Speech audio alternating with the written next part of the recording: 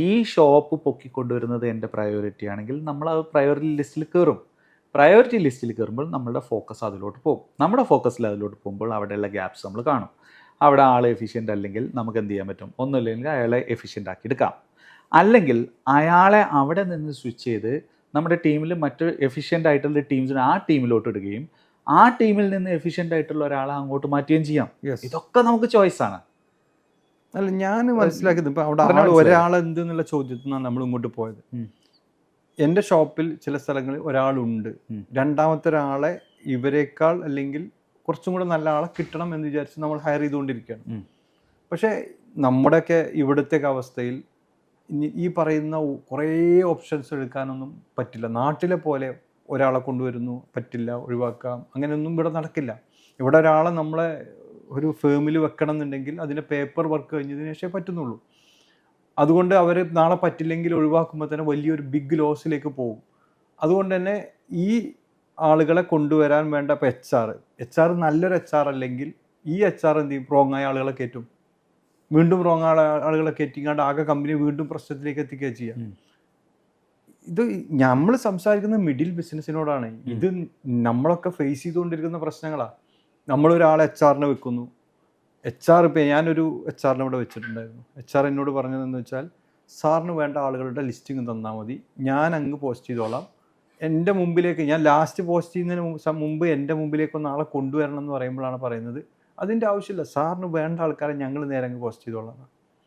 അപ്പോൾ നേരെ അവർക്കുള്ള പോസ്റ്റ് അപ്പം തന്നെ എഴുതി കൊടുത്തു. ഇതാണ് സംഭവം. ഇതുപോലത്തെ ആളുകൾ റോങ് പോസ്റ്റ് ചെയ്യാം. മിഡിലിൽ ഇതൊന്നും വേണ്ട, ക്യാഷ് എമൗണ്ട് കൃത്യമായി ഇല്ലാത്തത് കൊണ്ടാണ് അവിടെ ഒന്നും ആളെ വെക്കാത്തത്. അപ്പോൾ ചില സ്ഥലങ്ങളിലേക്ക് നമുക്ക് കിട്ടുന്ന റോങ് ആളുകളായിരിക്കും. നമ്മൾ നല്ല ആളെ കിട്ടാൻ വേണ്ടി വെയിറ്റ് ചെയ്ത് ഒരാളെ മാത്രം നിർത്താറുണ്ട്.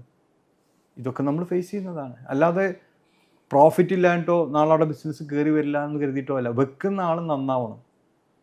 ഇപ്പോൾ ആളുകൾ പറയുന്നു ജോലിയില്ല, ഭയങ്കരമായി ഇവിടെ ദുബായിലൊക്കെ ഒരുപാട് പേര് ജോലി അന്വേഷിച്ച് നടക്കുന്നുണ്ട്.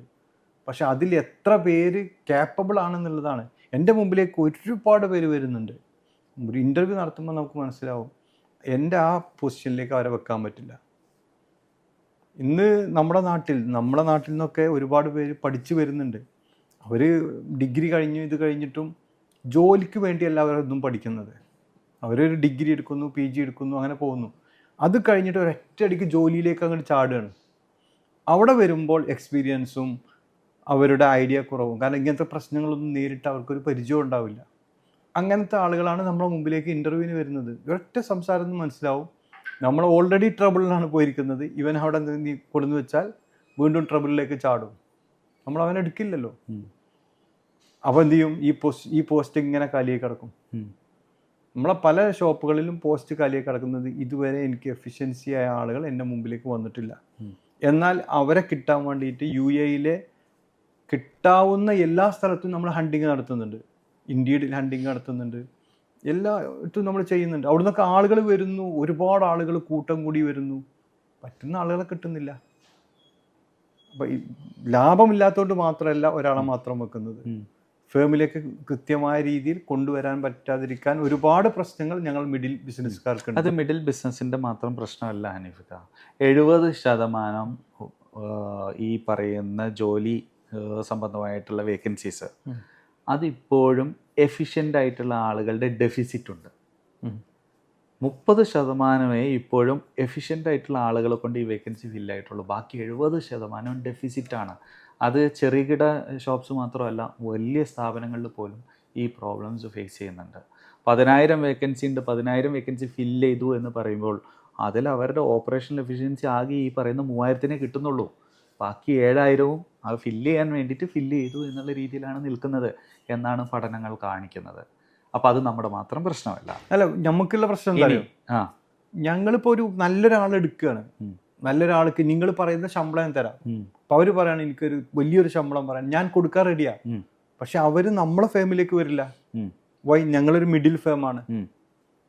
അവർക്കൊരു കോർപ്പറേറ്റ് സ്ഥാപനത്തിൽ പോയി ഇതിനേക്കാൾ ചെറിയ ശമ്പളത്തിന് പോയാലും നാളെ അവർ താഴേക്ക് സംസാരിക്കുന്ന ആളുകൾ ക്വാളിറ്റി പീപ്പിൾസ് ആണ്.